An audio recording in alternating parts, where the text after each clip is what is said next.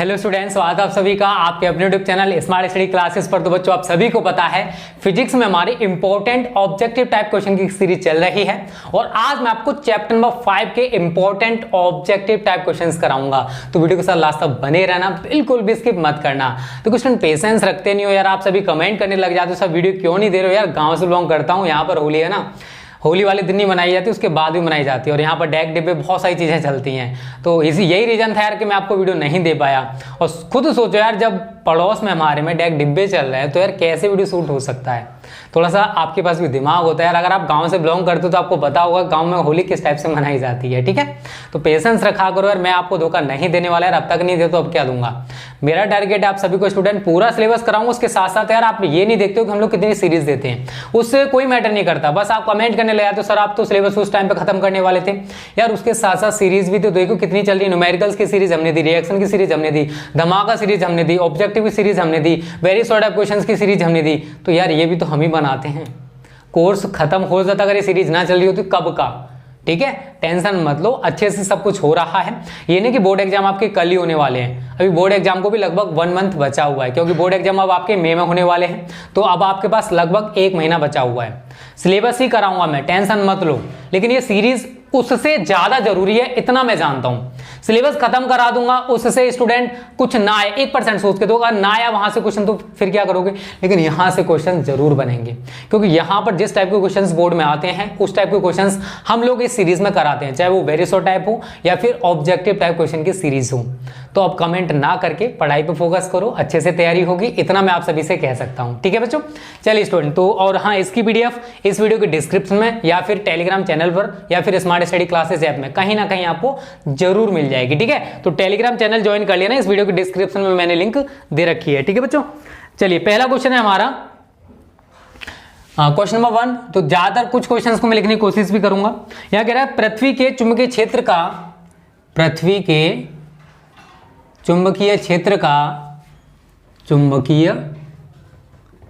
का ऊर्ध्वाधर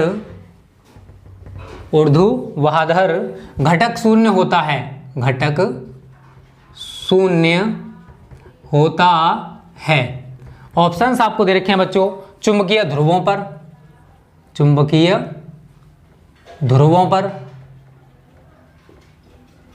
दूसरा ऑप्शन आपको दे रखा है इसने भौगोलिक ध्रुवों पर।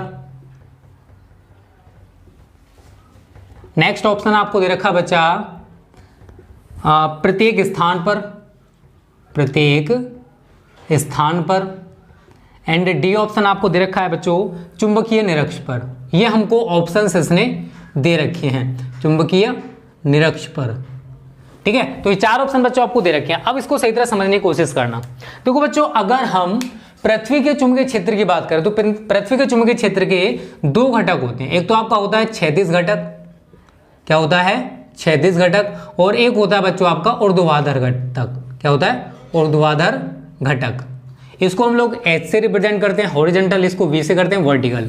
तो अब बात आती है, उसने बोला क्या है कि पृथ्वी के चुंबकीय क्षेत्र का जो ऊर्ध्वाधर घटक है वो कहां पर शून्य होता है। ऑप्शंस आपको दे रखे हैं चुंबकीय ध्रुवों पर, भौगोलिक ध्रुव। अब देखो, ये तो मैग्नेट जो होती है उसके पोल्स होते हैं नॉर्थ एंड साउथ, लेकिन जो पृथ्वी है उसके भी तो 2 पोल्स होते हैं, उत्तर और दक्षिण।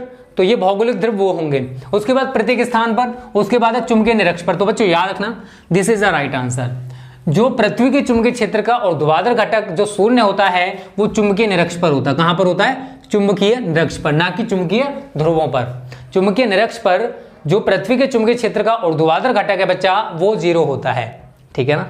कोई दिक्कत तो नहीं है, वो तो बता देना, ठीक है। चलिए सेकंड क्वेश्चन, वो भी इसी टाइप का क्वेश्चन है, थोड़ा सा इसमें चेंज है बस। इसमें कह रहा है कि यहां पर देखो, इसने बोला है पृथ्वी के चुंबकीय क्षेत्र का ऊर्ध्वाधर, तो उसमें बोला उसने शायद क्षैतिज घटक, इतना सा अंतर है बस। पृथ्वी के चुंबकीय क्षेत्र का, अगला क्वेश्चन है पृथ्वी के चुंबकीय क्षेत्र का क्षैतिज घटक शून्य होता है। कहां शून्य होता है, ऑप्शंस आपको दे रखे हैं बच्चों, चुंबकीय ध्रुवों पर। नेक्स्ट है भौगोलिक ध्रुवों पर, और इन्हें कॉपी में नोट आउट कर लेना, ठीक है ना, जिससे कि बोर्ड एग्जाम में जब तैयारी करो ना तो जल्दी से आपको रिवीजन हो जाए। प्रत्येक स्थान पर एंड नेक्स्ट ऑप्शन है आपका बच्चा चुंबकीय निरक्ष पर। चुंबकीय, देखो ऊपर वाले का एकदम इसको उल्टा कर दो, ऊपर वाले का एकदम उल्टा कर दो। उल्टे का मतलब क्या है, आप बोलोगे सर उल्टे का मतलब क्या है? यहाँ पर देखो बच्चों, अगर पृथ्वी के चुंबकीय क्षेत्र का ऊर्ध्वाधर घटक है वो कहां पर 0 है? चुंबकीय निरक्ष पर। तो पृथ्वी के चुंबकीय क्षेत्र का जो क्षैतिज घटक है बच्चों वो कहां पर शून्य होगा? चुंबकीय ध्रुवों पर। सीधा सीधा आंसर है, अगर आपके पास थोड़ा सा माइंड है उसको यूज करो तो ऑटोमेटिक इसका आंसर आपको पता चल जाएगा। चुंबकीय निरक्ष पर पृथ्वी के चुंबकीय क्षेत्र का ऊर्ध्वाधर घटक 0 होता है, लेकिन चुंबकीय ध्रुवों पर पृथ्वी के चुंबकीय क्षेत्र का क्षैतिज घटक, जो हॉरिजॉन्टल में बात कर रहा हूं ना, ये ऊपर वाला था वर्टिकल। ठीक है ना, ये 2 क्वेश्चंस कंप्लीट हैं, इन्हीं की तैयारी कर लो सही तरह, यही क्वेश्चंस आते हैं, ऐसे ही आएंगे, टेंशन ना लो। अगला क्वेश्चन है, पृथ्वी के चुंबकीय क्षेत्र का क्षैतिज घटक सभी स्थानों पर होता है अतिरिक्त, किसके अतिरिक्त सभी स्थानों पर समान होता है? उस टाइप से भी समझ सकते हो।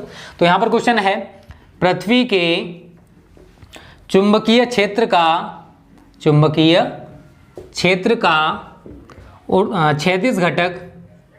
क्षैतिज घटक सभी स्थानों पर होता है, सभी स्थानों पर होता है अतिरिक्त। देखो स्टूडेंट समझना, पृथ्वी के चुंबकीय क्षेत्र का जो क्षैतिज घटक है, अब अभी हमने क्या देखा, पृथ्वी के चुंबकीय क्षेत्र का क्षैतिज घटक चुंबकीय ध्रुवों पर 0 है, और इसके अतिरिक्त जितने भी और जगह होंगे वहां पर कैसा होगा? समान होगा। तो यहां पर हम यही कह सकते हैं कि पृथ्वी के चुंबकीय क्षेत्र का जो क्षैतिज घटक है सभी स्थानों पर होता है, किसके अतिरिक्त? केवल चुंबकीय ध्रुवों के अतिरिक्त। चुंबकीय ध्रुवों पर 0 होगा, उसके अतिरिक्त हर एक जगह पर इसका जो मान है वो इक्वल होगा। ठीक है, तो चुंबकीय ध्रुवों पर इज द राइट आंसर, ठीक है, क्योंकि चुंबकीय ध्रुवों पर इसका मान 0 होता है। कितना होता है बच्चा? 0 होता है। ठीक है ना, तो यहां पर चुंबकीय ध्रुवों के अतिरिक्त चुंबकीय ध्रुवों के, यहां पर चुंबकीय ध्रुवों के, ये आपका राइट आंसर है। चलिए बच्चों, अगला क्वेश्चन है हमारा चौथा, बहुत ज्यादा इंपॉर्टेंट है, कई बार पूछा गया है। पृथ्वी के चुंबकीय ध्रुवों पर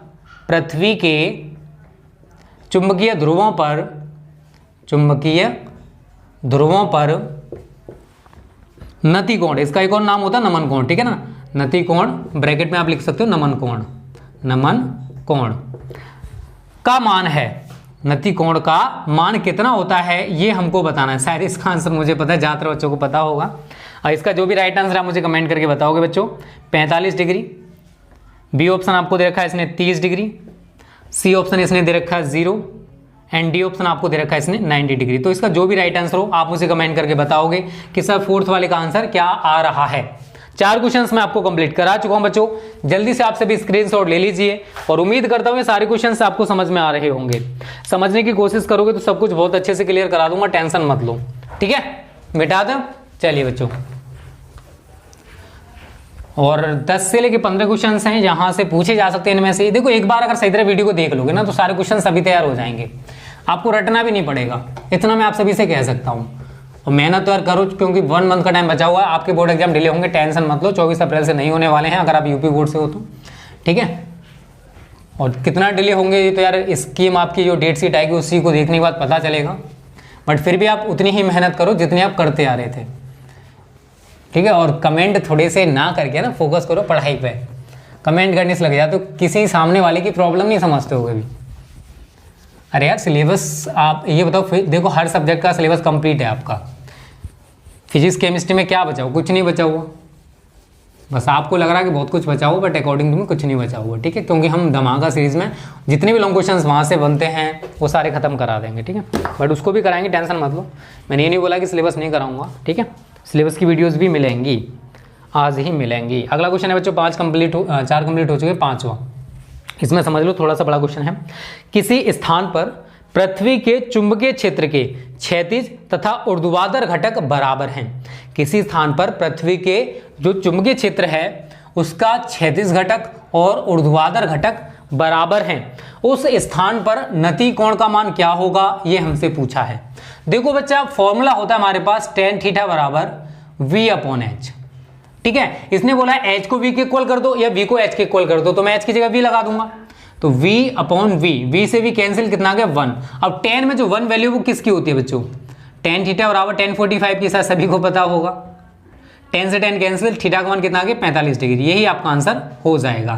ठीक है बच्चों, तो यहाँ पर आपको ऑप्शन दे रखे हैं इसने, उस स्थान पर नति कोण का मान कितना होगा 45 डिग्री, तो हमारा बी ऑप्शन बच्चों एकदम सही होगा। ठीक है, बी ऑप्शन एकदम सही है। छठा क्वेश्चन भी इसी से रिलेटेड है थोड़ा थोड़ा, देखो न्यूमेरिकल भी आता है बोर्ड में, ये नहीं केवल थ्योरी बेस्ड ही ऑब्जेक्टिव आते हैं, न्यूमेरिकल भी आते हैं, इतना याद रखना। अगला क्वेश्चन है, पृथ्वी तल के किसी निश्चित स्थान पर पृथ्वी के चुंबकीय क्षेत्र का ऊर्ध्वाधर घटक जो है, जो ऊर्ध्वाधर घटक है वो क्षैतिज घटक का √3 गुना है। समझना इसने क्या बोला, इसने बोला पृथ्वी के चुंबकीय क्षेत्र का जो ऊर्ध्वाधर घटक है वो क्षैतिज घटक का √3 गुना है। तो इस स्थान पर नति कोण का मान क्या होगा, ये हमसे पूछा है।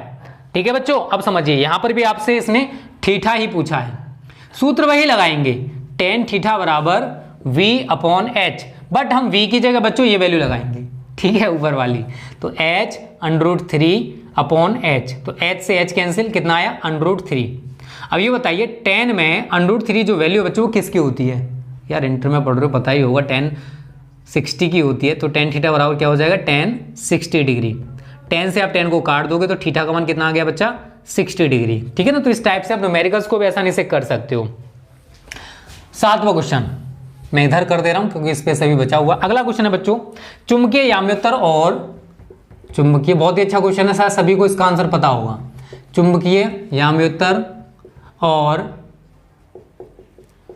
भौगोलिक याम्योत्तर के बीच के, और भौगोलिक याम्योत्तर के बीच के कोण को कहते हैं, बीच के कोण को कहते हैं, बीच के कोण को कहते हैं, क्या कहते हैं ये हमसे पूछा गया है। ऑप्शंस बच्चों आपको इसने दे रखे हैं, नति कोण कहते हैं क्या, नति कोण।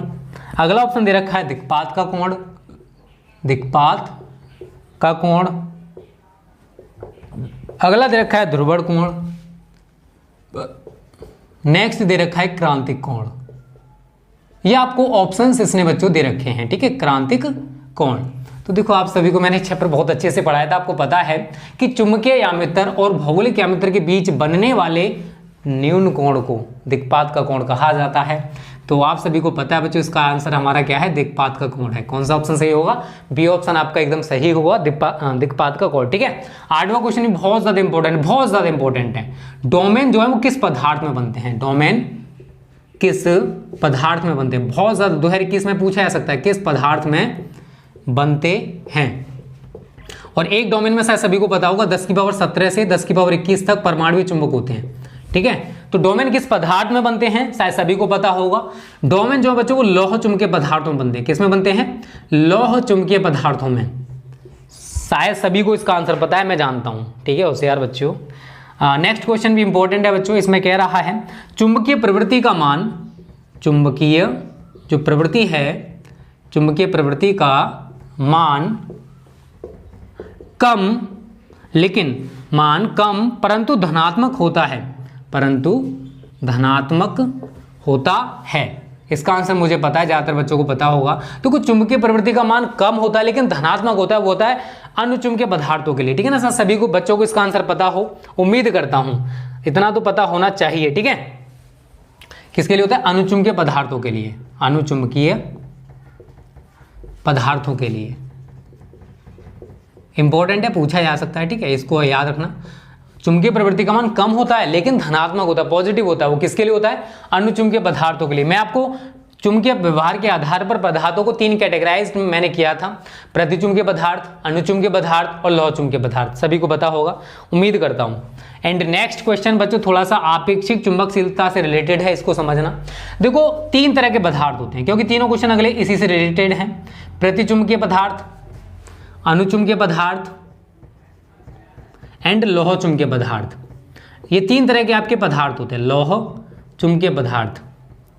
ठीक है, अब प्रतिचुंबकीय, लौह चुंबकीय, अनुचुंबकीय पदार्थों में जो आपेक्षिक चुंबकशीलता है, प्रतिचुंबकीय पदार्थों के लिए आपेक्षिक चुंबकशीलता का मान हमेशा 1 से कम होता है। क्या होता है, हमेशा 1 से कम होता है। अनुचुंबकीय पदार्थों के लिए आपेक्षिक चुंबकशीलता का मान 1 से अधिक होता है। म्यू आर का मान 1 से अधिक होता है, और लौह चुंबकीय पदार्थों के लिए म्यू आर का मान 1 से बहुत अधिक होता है। इन 3 चीजों को आप अगर याद रखते हो तो आप इस टाइप का क्वेश्चन कर सकते हो। पूछा जा सकता है कि प्रतिचुंबकीय पदार्थों के लिए आपेक्षिक चुंबकशीलता का मान कितना होता है, तो कितना होता है बच्चों, 1 से कम होता है। अनुचुंबकीय पदार्थों के लिए 1 से अधिक होता है, लेकिन लौह चुंबकीय पदार्थों के लिए 1 से बहुत अधिक होता है। क्लियर सभी को? सभी स्क्रीनशॉट ले लीजिए बच्चों। 10वां क्वेश्चन अभी मैं कराऊंगा, 9 क्वेश्चन कंप्लीट हुए हैं, लेकिन जो 10, 11, 12 3 क्वेश्चन है उसी से रिलेटेड है। ठीक है, अगर आपने इसको समझ लिया ना ये वाला पोर्शन, तो तीनों क्वेश्चन के आंसर आप खुद दे पाओगे। जो प्रतिचुंबकीय पदार्थ होते हैं इनके लिए आपेक्षिक चुंबकशीलता का मान 1 से कम होता है। जो अनुचुंबकीय पदार्थ होते हैं इनके लिए आपेक्षिक चुंबकशीलता का मान 1 से अधिक होता है। लौह चुंबकीय पदार्थों के लिए आपेक्षिक चुंबकशीलता का मान 1 से बहुत अधिक होता है। ठीक है बच्चों, मिटा दूं इसको मैं? तो देखो इन क्वेश्चंस को तैयार आज ही कर लेना, क्योंकि हो सकता है कल आपको नए चैप्टर की वीडियो मिले, विद्युत चुंबकीय प्रेरण वाले की। तो देखो ज्यादा चैप्टर नहीं है, 14 चैप्टर है, हम बहुत जल्दी कंप्लीट हो जाएंगे ऑब्जेक्टिव। उसके बाद हमारा 70 क्वेश्चन जो इंपॉर्टेंट चल रहा था वेरी शॉर्ट है वो कराएंगे। तो अगर आप पेशेंस रखोगे तो सब कुछ बहुत अच्छे से कवर हो जाएगा। ठीक है, धमाका सीरीज भी बहुत अच्छे से एंड होगी। ऐसी कोई चीज नहीं है जो आपको खत्म ना कराई जाए। ठीक है, बस थोड़ा सा पेशेंस रखा करो। कोई दिक्कत होती है यार तभी ऐसा होता है, और आपको नहीं पता इस टाइम कितना बिजी है, फिर भी आप सभी के लिए हम लोग शूट करते हैं, क्योंकि हम नहीं चाहते आप सभी का नुकसान हो। ठीक है, देखो 2022 में जो एग्जाम देंगे उनकी भी हमें चिंता है बच्चों, उनके लिए भी हम पूरा मेहनत करने के लिए तैयार है। इस बार तो खैर पूछो मत, बहुत अच्छे से तैयारी कराएंगे, बहुत एक्स्ट्रा लेवल पर। ठीक है, और आपकी तैयारी भी अच्छी कराई है हमने। ठीक है ना, बेकार नहीं कराई है, ये मत सोचना कि हमने बेकार कराई है। अगला क्वेश्चन है 10वां बच्चों, इसमें कह रहा है यदि किसी पदार्थ की जो आपेक्षिक चुंबकशीलता है म्यू आर का जो मान है बच्चों वो आपको दे रखा है इसने म्यू आर का मान कितना दे रखा है इसने 0.9999 है, तो इसकी प्रवृत्ति कैसी होगी? 1 से कम है तो प्रवृत्ति उस पदार्थ की कैसी होगी? प्रतिचुंबकीय। कैसी होगी बच्चों? प्रतिचुंबकीय होगी। वो पदार्थ प्रतिचुंबकीय होगा क्योंकि जो म्यू आर का मान है, आपेक्षिक चुंबकशीलता का मान है, वो 1 से कम है। 0.9999 1 से तो कम है ना, इसी वजह से बच्चों ये पदार्थ प्रतिचुंबकीय होगा। 11 कह रहा है अनुचुंबकीय पदार्थों की आपेक्षिक चुंबकशीलता का मान कितना होता है? तो आपेक्षिक चुंबकशीलता का मान म्यू आर का मान 1 से अधिक होता है। आप सभी को पता है किसके लिए होता है ये? अनुचुंबकीय पदार्थ के लिए। अनुचुंबकीय पदार्थ, अनुचुंबकीय पदार्थों के लिए बच्चों जो आपेक्षिक चुंबकशीलता है उसका मान 1 से अधिक होता है। तो हमारा इसमें बी ऑप्शन एकदम सही होगा। ऐसे करके आपको 1 दे रखा है, तो इसका मतलब है कि म्यू आर का मान 1 से अधिक है। एंड आपका 12वां क्वेश्चन है बच्चों, 12वां क्वेश्चन है लौह चुंबकीय पदार्थों के लिए आपेक्षिक चुंबकशीलता। तो अभी मैंने आपको बताया था लौह चुंबकीय पदार्थों के लिए म्यू आर का मान 1 से बहुत अधिक होता है। तो ये किसके लिए होता है? लौह चुंबकीय पदार्थ। तो जो मैंने वहां पर कॉन्सेप्ट बताया था, अगर आपकी समझ में वो आ गया तो आप आपेक्षिक चुंबकशीलता से रिलेटेड क्वेश्चंस का आंसर आसानी से दे सकते हो। अगला क्वेश्चन बच्चों इंपॉर्टेंट है, विद्युत चुंबक बनाने के लिए विद्युत चुंबक बनाने के लिए सबसे उचित धातु कौन सी है? अगर हम विद्युत चुंबक बनाना चाहते हैं, विद्युत चुंबक बनाने के लिए इसका आंसर याद रखना, सबसे उचित धातु है, सबसे उचित धातु है तो वो है बच्चों आपकी निकिल।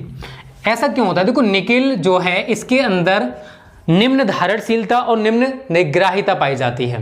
निम्न धारणशीलता का मतलब होता है कि अगर हमने चुंबकीय क्षेत्र को हटा लिया लेकिन उसके बाद भी उसमें चुंबकीय क्षेत्र बचा हुआ है, उसको बोलते हैं धारणशीलता। ठीक है बच्चों, तो निकिल में निम्न धारणशीलता और निम्न निग्राहिता होती है, इसी वजह से निकिल के विद्युत चुंबक बनाए जाते हैं। अगला क्वेश्चन इसी से रिलेटेड है 13 से ही। इसमें बोला गया है कि अगर हम विद्युत चुंबक बनाना चाहते हैं तो उसके लिए पदार्थ में क्या होना चाहिए?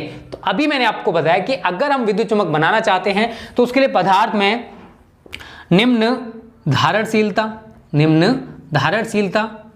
तथा निम्न निग्राहिता होनी चाहिए। निम्न निग्राहिता, ये दोनों क्वालिटी उसके अंदर हैं तो हम उसके द्वारा विद्युत चुंबक बना सकते हैं, उस पदार्थ के द्वारा। तो निकिल जो है वो इसका सबसे बेस्ट एग्जांपल है, निकिल के ही विद्युत चुंबक बनाए जाते हैं। सबसे उचित धातु जो है वो निकिल ही है। ठीक है, सबसे उचित धातु अगर विद्युत चुंबक बनाने की बात करें तो उसके लिए हम निकिल को यूज कर सकते हैं। ठीक है बच्चों, तो ये 14 क्वेश्चंस हैं। इसकी पीडीएफ में आपको इस वीडियो के डिस्क्रिप्शन में, अदरवाइज टेलीग्राम चैनल या हमारा जो स्मार्ट स्टडी क्लासेस है कहीं ना कहीं जरूर दे दूंगा बच्चों। तो आज की वीडियो भी आपको अच्छी लगी होगी, अच्छी लगी तो वीडियो को लाइक और शेयर करने में मत करना। Okay students, thanks for watching this video.